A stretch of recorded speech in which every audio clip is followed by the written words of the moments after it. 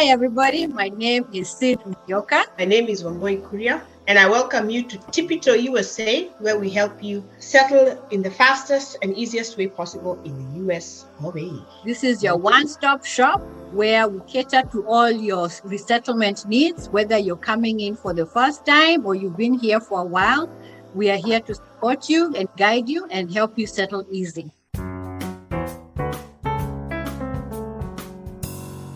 So today's topic is all about before you leave your home country. And what you need to have with you, what you need to carry, what to expect when you come. Correct. So the 6 things you need to know before you land the United States of America, whether you're coming as a student, a green carder, especially if you're coming to stay here for a duration of time. You know, some things may apply for people who are coming here to visit, but we hope, the 6 key things are going to help, especially people coming to settle down for a while. Make sure you have a valid passport, at least 6 months to the expiry date. And also make sure you have a visa. I know it sounds cliche. I remember my brother-in-law, he had his visa. He was traveling somewhere. And last minute rushing, only for him to get to the airport and he did not have his passport. Mm-hmm. Make sure you have it in your hand. Yes. And that visa. Those are 2 things you must have before you leave your home country, because without those, you won't even be able to board your flight. Make sure as you do the packing, come with some money. I would say maybe from $400 and above. You need to have liquid cash when you come here.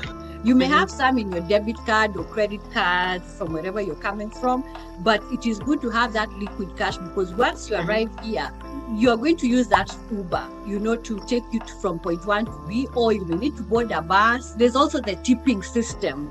You may get somewhere and somebody renders you some services and you need to tip. Usually tipping, like in a restaurant, is 18% of what you ate, thereabout. So anyway, have cash, because again, you don't live here, you're coming here for the first time, your cards might decline to function. So when you have cash is power, cash is key. Break it down. You can get it in 20s, 50s, and 100s, and then spread them around in your luggage, so that you don't have your $1,000 in one spot. You can also have traveler's checks for your safety. Traveling while sick or traveling while you're expecting, you would need to be no more than 28 weeks, which I think is about 7 months. Yeah. The airline will not allow you to board if you're more than what is the stipulated number of months that you need to be pregnant or must be pregnant. If you're also unwell for any pre-existing condition, diabetes, high blood pressure, whatever it may be, carry medication for anything from 4 to 6 months if you can, because here it's not like home where you walk to a chemist and just buy medication, especially medication for a pre-existing condition, or medication like antibiotics. I know at home, antibiotic, you go to the chemist and to give you an antibiotic. Here you must have a prescription to get an antibiotic. So carry enough medication for anything from 4 to 6 months before you completely settle down. Yes. When you land in the United States of America, or once you go through the port of entry, make sure you look at your passport and your visa and your ticket. Look at your ticket and see where are you reconnecting your flight from New York to Atlanta, or you're going to North Carolina, you're going to California, whatever state you may be going to. You may be reconnecting the flight, but not from the same airport. You may need to reconnect from Newark Airport, which is in New Jersey, or you may need to reconnect from LaGuardia Airport, which is in New York. Those can be very confusing. I have an experience where one time I arrived, one of those first times when I came, I didn't know there's that Newark, there's LaGuardia Airport. So I arrive, I go through the port of entry, then I just chill, I see I'm waiting for my next flight like 2-3 hours. Girl, let me tell you. Oh my goodness. I'm just chilling, looking around, amazed, this big place. Then I hear somebody say, oh my God, I'm supposed to go to LaGuardia Airport. Where is LaGuardia Airport? This is somebody by there who had come with the same flight. And then, when they say that, sometimes when people do something, even you become like, hey, let me see what's going on here. So I look at my ticket. One boy, let me tell you, even me, mine was LaGuardia Airport. And I'm where like 30 minutes away from this place. And then I don't know where to start. Now it's going to the airport agencies and I'm asking them, agents, where do I go from here? And they're like, oh my God, you're going to miss your flight. Tell me, Kushanga, you panic and all those things. And I don't like panicking in that kind of moment. Anyway, she was helpful. She quickly called me a shuttle like this. She told me, you'll have to go with this shuttle. It'll take you to LaGuardia Airport. You're going to pay $40. I'm calculating $40, Kenya money. So anyway, I get into the van, I'm taken to LaGuardia, and I had 2 suitcases, 2 carry-ons. Those ones you're running through the whole check-in process. Checked in, went and sat down. When I sat down, I was like, So I'm just saying, make sure you check it. Know where you need to go. Just to add on to see, the airport you'll be coming to will be 5, 10, 15, 20 times bigger than what you leave back home. I think most of the point of entries are New York, New Jersey, California, Atlanta, Texas. Before now, you get a connecting flight to wherever it is you're going. So point of entry airports are humongous. And if you have not looked at where you're connecting from, even if you're connecting within that airport, you need to check your ticket. Is it gate this or door that or whatever it is? Because this is not JKI. JKI is manageable. So you're coming to an airport that is 3, 4, 5, 10 times, and an airport where it's busy, everybody's running all over the place. They don't even have time for you, So double check, triple check, quadruple check your ticket. Where are you landing and where are you connecting to or from? So you're leaving your home country and it's hot. So you're nicely dressed in your jeans or trousers, which are called pants here, or a nice t-shirt, jacket, what. And then you land here and it's winter time. Depending on the airport you land at. There are some, it is so cold. Even if you take out your little finger, you can feel that cold hit you right. So before you leave, check and see the weather that you're going to find at your point of entry, right? Because when you're inside the building, it's nice and warm. But once you walk out, you'll come and find snow. Yeah, by the way. So be prepared for that. Check your weather. The clothes you're going to have. If it's hot when you're leaving, it's going to be cold when you get here. Have that jacket, have your scarf, have your balaclava. If you're coming and it's hot, now hot here, it's really hot, And then also, depending on the airport you land, it's hot, humid, or hot, dry heat. So make Google your friend. And the weatherman here is very slightly off the mark. At home, Dr. Francis will have say, to go there. When my sister watches this one, she's going to be a yes. So Dr. Francis will say tomorrow it will rain. So my sister will leave knowing it's going to rain. Then the sun will shine. The sun will shine. Yes. But he said it was going to rain. Why did it rain? Yes.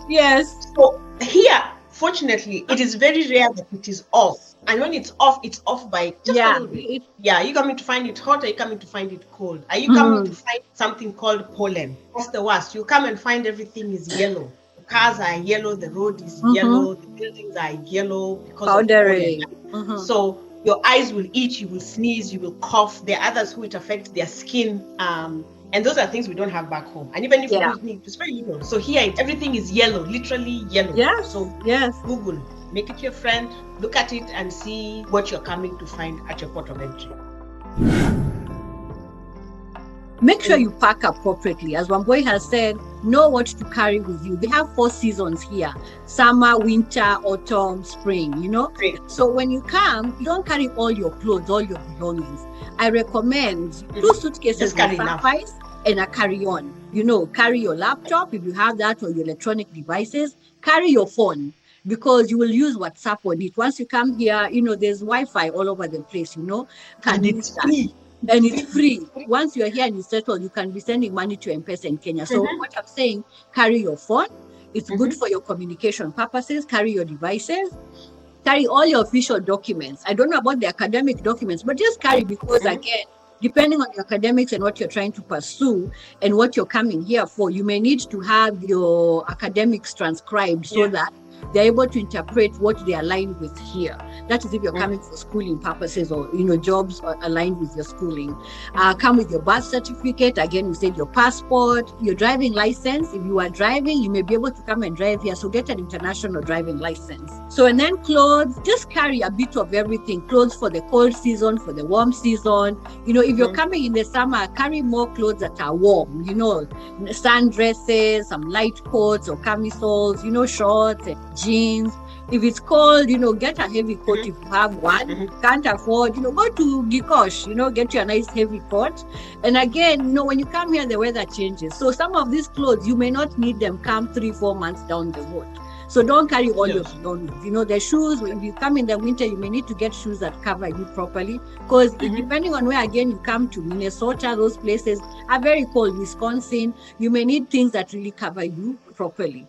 So again, know where you're going. Talk to the people you're coming to visit or stay with and find out how the weather is like when you're arriving, so you have the appropriate clothes. And as I said, any official documents that you may have, that might help you, as I was saying, if you're going to be filing for your papers or your green card, they may need all those things, criminal record, marriage license, all those things. Just come with them.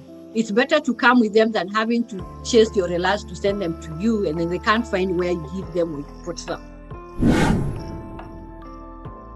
Do not carry food. Yes. Especially cooked food of grains and cereals. Don't carry that, because that will get you stopped. I know a friend's mother she was going to the UK and carried a cooked goat. She was stopped. And they were like, what do you have? She was a smart lady. She used to do the back and forth. And at that point, she decided she does not know how to speak English. She spoke mother tongue, which for her is Kikuyu. And she was like, no, they'll speak to her and she's looking at them like, I don't know what you say. Well, to cut it short, they took her goat and threw it in the truck. Be prepared. Because you remember, there's also a declaration form you fill out once you're inside the plane. If your first time flying internationally, there are those declaration forms you fill out in the plane when you're about to land. And in those declaration forms, you're declaring some of the things you've come with. And they'll ask whether you've come with food, plants, and things like that. Sometimes you might be fine if you say no, and sometimes you land and then they find out you did, So just avoid.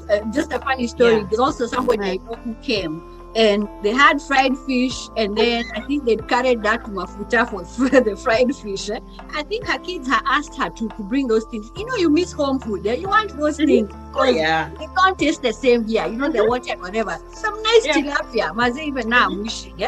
So she comes with them wrapped. When she figures, it was summertime. I think there was a flight delay somewhere. So it took a while before they came out. But anyway, those things, the plane is cool and everything. But by the time she got her luggage and everything, my friend, it